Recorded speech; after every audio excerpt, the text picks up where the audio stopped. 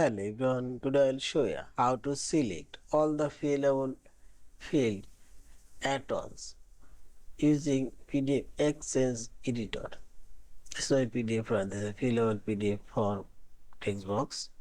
Now select this form option and this is select field option. You can select one by one, click here and press Ctrl, select another one, and this way you can select a specific one and press Ctrl A for your keyboard and select all of them, or select right button for your mouse cursor and select, and see this. In this way you can select all of them and you can increase decrease this size and see this, and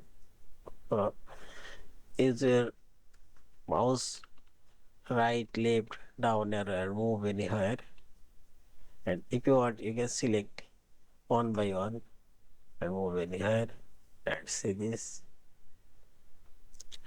or select a specific one, select first one and press and hold Ctrl key and select this one and see this.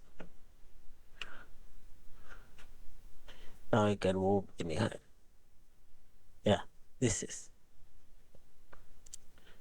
And finally select this file option, save or save as a fillable PDF form. Thank you for watching. Please subscribe, like, share and comment.